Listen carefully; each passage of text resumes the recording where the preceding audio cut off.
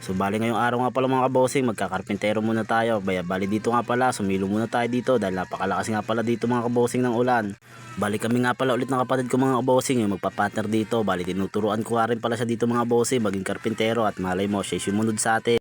Bali ito nga pala mga kabosing yung ginagawa natin. Bali ito nga pala itinutukod ko na sa inyo yung ginagawa namin yung mga kabosing yung tinatawag na pagkakarpintero o pagpuporma ng mga poste.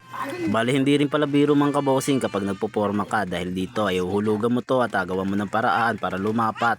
Dahil sa pagkakarpintero mga kabosing yan nakasalalay kung paano matutuwid ang poste o kolom ng bawat isang bahay. Kaya para sa akin mga kabosing ito rin yung isa sa pinakamahirap sa construction na kung saan na maging skill ng karpintero dahil dito nakasalalay lahat ng pagkakataon na pwedeng pagkakamali. Sa isang pagkakamali mo lang dito mga kabosing pwedeng pag nagkamali kasi dito mga kabosing dito na pwedeng bumagsak o tumagilid yung ginagawa mong bahay kapag oras na ang poste mo ay wala sa hulog.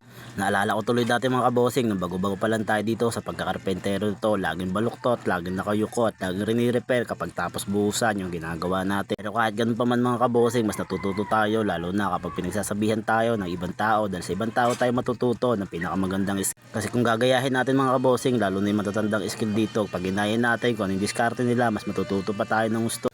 Dahil sa totoo lang mga kabosing, ang pinakamatatandang skill mga kabosing, sila yung nakagamay. So, kumbaga sila yung nauna sa atin at sila yung una natuto sa atin bago tayo maging skill. Kaya sa kanila ako natututo mga kabosing. Kahit hanggang ngayon pa naman mga kabosing, kapag oras na matanda sa akin yung skill, mas nakikinig ako sa kanila. Hindi ko pinapairal kung ano yung gusto ko dahil sa gusto nila, yun ang susundin natin. Kasi malay mo, mas magkaroon pa tayo na mas magandang experience. O mas matuto pa tayo, o mas lalo pa tayong gumaling dahil sa mga diskarte nilang ipinapakita sa atin. Dahil ang diskarte natin mga kabosing, nakikita lang din naman natin yan sa mga skill na katulad nila.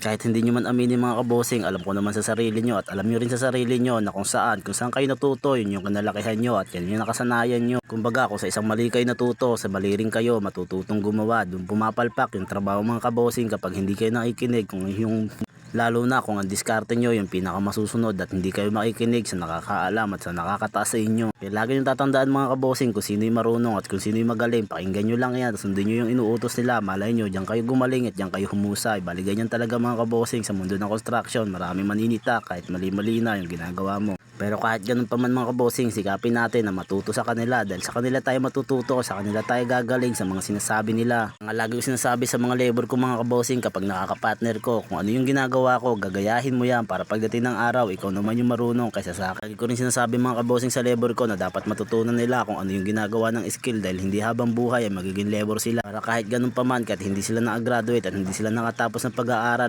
pinaka-importante, sumasahod ka ng 800 isang araw. O diba, mas maganda na yon kaysa naman magtrabaho ka ng mga company na minimum wage. Nga lang mga kabosing, may mga construction pa rin talaga na walang mga benepisyo na hindi talaga napapansin ng ating gobyerno. Napapansin lang kasi mga kabosing ng mga gobyerno natin, yun yung mga trabahador na katulad ng mga supermarket.